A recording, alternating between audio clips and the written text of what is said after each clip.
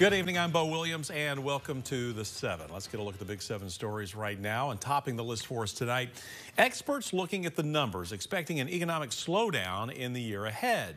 That's coming out of the newly released report to the governor from the University of Tennessee's Boyd Center for Business and Economic Research. Researcher Larry Kessler telling us today that some of the factors driving the outlook, a record number of people moving into Tennessee, pushing housing prices up, now beyond the national average, while earnings for workers are still below that national average, putting the goal of home ownership out of reach for many. Now, rent prices are also way up 30% since before the pandemic. So the key takeaway from this report is that after 2.5 years of just really strong economic growth in both Tennessee and the U.S., we're projecting kind of a bit of a deceleration in economic activity. So this isn't a call for a recession by any means, just kind of a slowdown or a deceleration to more stable economic growth. When it comes to the job market, Kessler says the state is at an all-time low for unemployment of 3.3%, but there's still so many job openings that we're still seeing lots of now hiring signs, unlike during the pandemic when people had left the labor force and not yet returned to work. Our next big story for you tonight, a standoff is over after a suspect tried to run from police. Knoxville police telling us it started with an armed suspect trying to get away from them in a stolen car. That person then holed up inside a camper in the 5300 block of West Martin Mill Pike. Negotiators spent 90 minutes trying to convince them to give up. Tonight they're in custody. We still don't know their name or the exact charges. Knox County schools say that Moreland Heights Elementary had been put on lockdown for a time with all that police activity happening nearby. And we're still watching the aftermath of the big round of severe weather over the weekend. Tennessee's Emergency Management Agency now putting out its latest update in the last 2 hours. It indicates the National Weather Service has now counted 7 tornadoes, the strongest in EF3. Damage surveys still underway for at least one of those tornadoes, and EF2 moving across Davidson County. Now, the death toll stands at 6 tonight, including 2 children, and Tennessee is operating under a level 3 state of emergency still, with an estimated 9,000 reports of people still without power as of tonight. That's down from nearly 70,000 at its peak.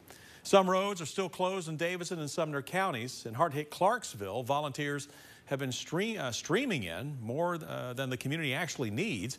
Randy Hartman lives out of state, but his daughter lives just a mile away from where the EF3 tornado had touched down there. But again, we'll continue to follow this wherever you see still some of the cleanup that will be needed in Middle Tennessee. We continue now with our big 7 at 7 for you tonight, where our community is rallying behind a Sevier County Sheriff's deputy who suffered a stroke.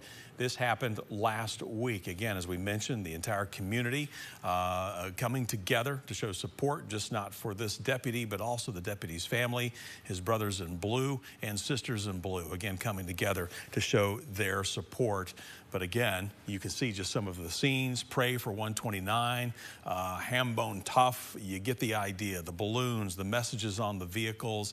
Again, a lot of those deputy vehicles in Sevier County. But again, that entire community showing support after he suffered a stroke. And again, we've been hearing from a lot of you throughout the day today, a lot of you sharing your thoughts and memories, and just, again, praying for this individual as well as, well, the family as well.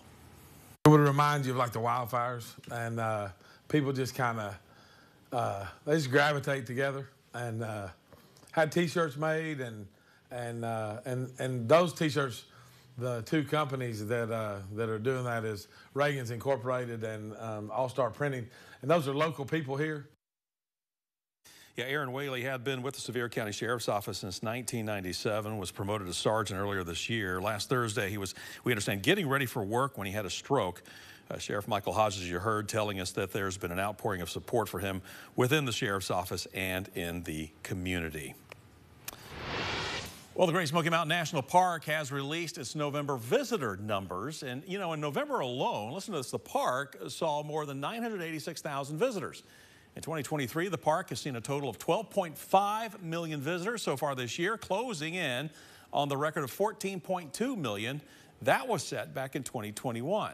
Now, we're talking with a handful of those visitors about why they chose the Smokies, and you're going to hear from them coming up tonight at 11 o'clock. More than $370,000 in grants will be coming to Knox County historic sites. Some of the sites include the historic Ramsey House. We're talking Blunt Mansion, Women's Basketball Hall of Fame, just to name a few. 6 Knox County historic sites are receiving the grant money. Blunt Mansion received $42,000. According to the mansion, the money will be used to structurally reinforce the building's failing brick and shore up the chimneys. Preservation improvement funds are very hard to come by and are even more so competitive because it's usually on a federal level. So to have this to where it is concentrated just for the state of Tennessee, that is Tennessee dollars going back into the preservation of Tennessee history, we couldn't be more excited. There were 170 applications totaling $12.5 million in requests. 108 museums across 58 counties were granted a total of $5 million in either full or partial awards from the State Museum.